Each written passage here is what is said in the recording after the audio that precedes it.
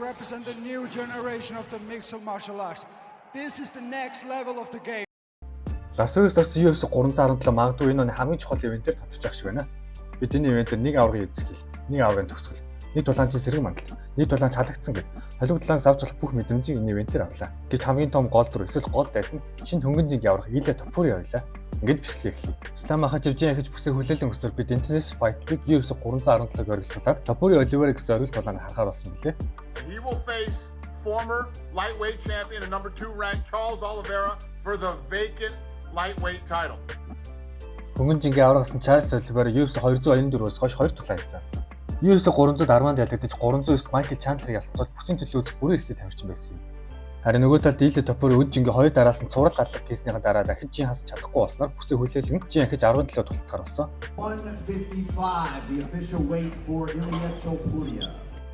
Маш олон тулаанч тулаан эхлэх юм том ам гардаг. Эхний үед дуусах нь алдсан цус хүйцэн гэх мэтээр амладаг.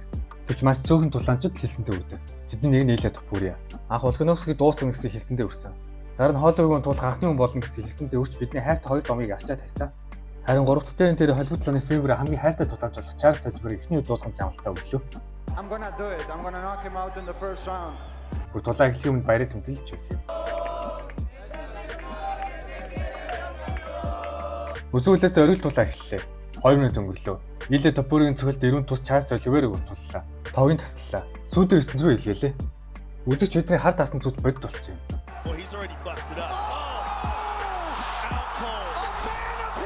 Илля Топури дахин хэлсэнтэй өрч шинэ хөнгөнжингийн авраг болсон.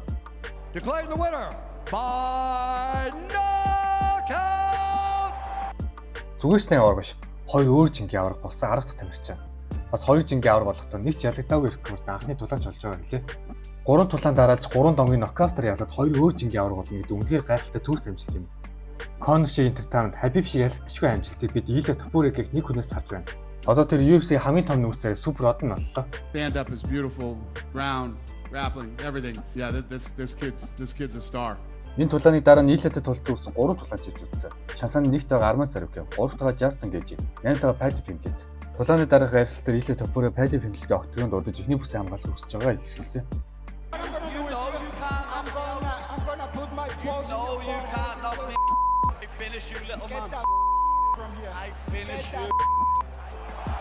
Мэдээж энэ хоёр тулаанч хувийн асуудал ихтэй бол үзэгчдийг татах боломж өндөр.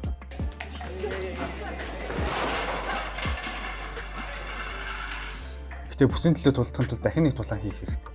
Тэр тулаанчин Justin Gaethje явах өндөр магадaltaй. Харин Justin Gaethje тэр тулдаж болох хэрэгтэй ч фэн дахин нэг хайртай тулаанч алдахыг харж тэсэх болов. Миний хувьд хамгийн сайн өрсөлдөө үзүүлж чадах мэдээж Arman Tsarukyan. Гэвч UFC 311-т болсон асуудлаас болж Dana White Arman-ыг араандаа зууцсан байна. Заавал дахин нэг тулаан хийлгэж ясныхан дараа бүсийн төлөө тулдуулна гэж шийдсэн. You know, the guy had the opportunity to fight for a title and didn't make weight. But he's not fighting for the title. He was here as a backup fighter. He made weight, so it's definitely a step in the right direction. Тиймээс Иллягийн эхний бүс хамгаалтыг хинтээ тулдаасаа гэж хүсэж байна. Комент цэгц тэтгэлээ үлдээж мөн поло сонголтоо хийгээрэй. Ladies and gentlemen, the champion of the world, Ilya Topuria. Харин Charles Oliveira-г харамсалтай ялгдал амсан ч тэр жин их юм зодод тал бодлого байгаа гэсэн. Миний хувьд дараагийн тулдаж болох хүсэлтч Max Holloway гэж харж байна. Тэр UFC 318-т ялсан ч ялгдсан Oliveira-д тулдах байх. Мөн хоёр тулаанч 2015 онд тулдахад Oliveira хүзүүний гэмтлээс олж Holloway ялж байсан тул тулдах шалтгаан болно гэж бодож байна. Бид хөнгөнжин чинь ноёхлын эхлэлийг харж байгаа бол ноёхлоо нэгд ихлүүлээ явж байгаа нэг аврагын талааны гэрч болсон. UFC хамгийн дутуу үнэлэх заавруулах Alexander Pantoja бүсээ одоо байгаа аврагуудаас хамгийн олоод хамгаалсан ч аврагуудын шанс нь 9 бичигдэж хүртэлсэн үнэлэл авч чадахгүй байгаад байсан юм. Pound for pound ranking, it's a you know, I'm gonna prove Saturday night best fight in the whole UFC. Түүний энэ удаагийн өрсөлдсөн Шинзландын Kai Kara France.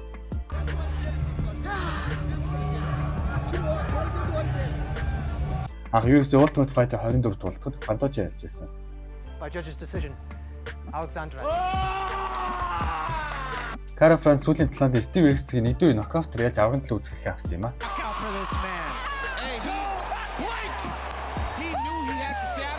Тулаанууд Pantoja яагаад жингийнхээ эсрэг аврагыг гэдэг бидэнд харуулсан юм. Тэр өрсөлдөгчөө буюу илэрхүүж 3 дахь болтоор ялж 4 дахь бүс хамгаалалтаа амжилттай хийсэн.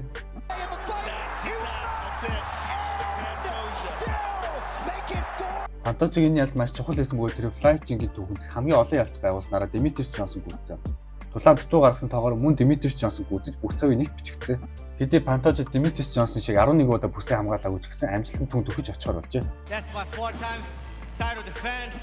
I think I deserve a better ranking in the pound for pound. Улааны дараах ярилцлагад тэр жин ихэж Пантажид тулдахгүй гэж хэлсэн. You know, people say, hey, you need to move on to bantamweight. No way, man. We have so entertainment fights here. Гэвч одоо түн өрсөлдөж үлдсэнгүй.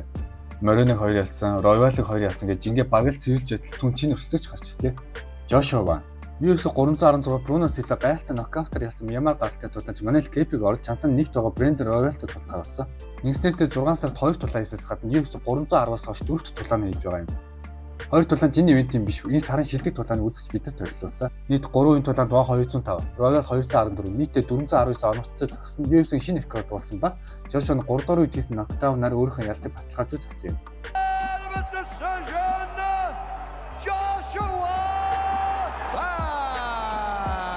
Энэ тулаан тултгаас өмнө тэрийг хөлөө өрөөгөө бэртээс гайхалтай гүйцэтгэж тулдаж Пантожиг эсрэг аврын төлөө тулдах хэрэг авлаа. Миний хэлсэнчлэн Пантожо Royal 2 ясууч сэнс дахиж энэ хоёрыг харах үсгүй. Тиймээс Joshua яаж 57 кг шинэ дүр төрх оруулсан сонирхолтой байлгаж байгаа нь сайн шалтай. Мөн 3 тулаанд 2 тулаан хийж ялснаар тэр фэнүүдийн дуртай тулаачдын нэг аль хэдийн авсан. Хамгийн гайхалтай нь энэ тулаач дөнгөж 23 настай. Пантожо ч үнийг онцлсон. When I have 23, I'm working in the restaurant, clean dishes.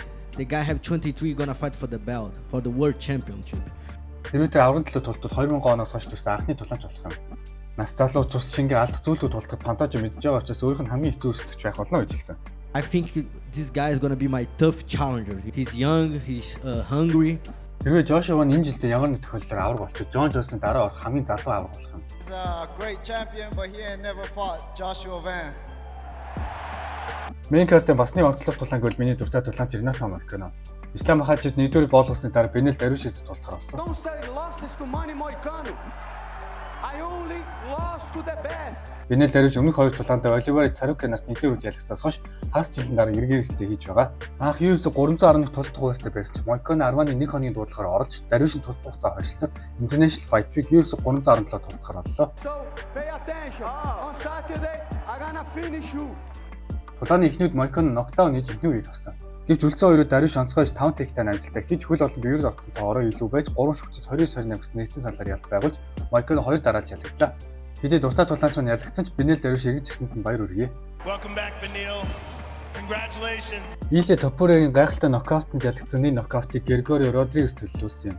Өмнөх тулаандаа 41 настай Jared Cannonier ялагдсан тэрээр UFC 317 Prelim-ийн оргил тулаанд Jack Hermansson эсрэг тулдаж эхний үед дуусгасан зүүн гарын цогцлоор өсөлтөгчийн унтуулж ялд байгуулсан.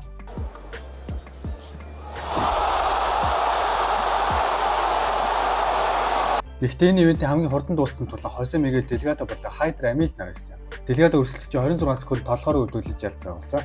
28 настай залуу UFC зүйдээ 2 тулаан хийсэн тул ирээдүйдээ гэж хэлгээд ирт байх. Гэхдээ цаашдаа харж байгаад гэмгүй гэж бодож байна. Өөрний эхний үед дуусан тулаан гэвэл Terence McKinney 55 секунд Vyacheslav Borshevik гилетийн болтор явсан. Terence McKinney-ийн талаар сонирхуулахад тэр холбогд лааны карьерт 24 тулаан хийж 17 ялахад 16-ны эхний үед дутуу гаргасан байгаа юм а. UFC 317-д 11 тулаан болсон. Анх 12 тулаан болох ёстой байсан ч Christopher Evert гэх тулаан Cedric Dumas-ыг орж богино дуулаа Jackson McCreary эсрэг UFC-ийн анхны тулаан хийх гэж байсан ч тийм үзлэг дээр 10 паунд илүү байснаас олж тулаан цуцлагдаж UFC шууд түүнийг халсан. Жингээс чадаагүйс болж халагдсан UFC ертөнцид болсон хамгийн ноцтой тохиолдлуудын нэг болж үдлээ. Бичлэг маань энэ өрөө дуусч байна. International Fight Week UFC 317 гайхалтай шоулж өндөрлөө. Бид 11 тулааны 6 дутуугаар чинь хөнгөн жигээ аваад ирсэн бол Пантожо зогсоогдсон шүү байлаа. Харин шинэ фэнүүдийг гэж хэлэхэд Joshua Wang гэх тулаанчид дэмжиж эхлэе гэж хэлнэ. Хамгийн онцлог мөч гэвэл аврагуудын аврага Илья Топури байлаа. Энэ тулаанч хөнгөн чинь хэн ялах боломжтой вэ? Комментарт өөрсдийн бодлоо хуваалцаарай. Vamos galera, arriba, vámonos!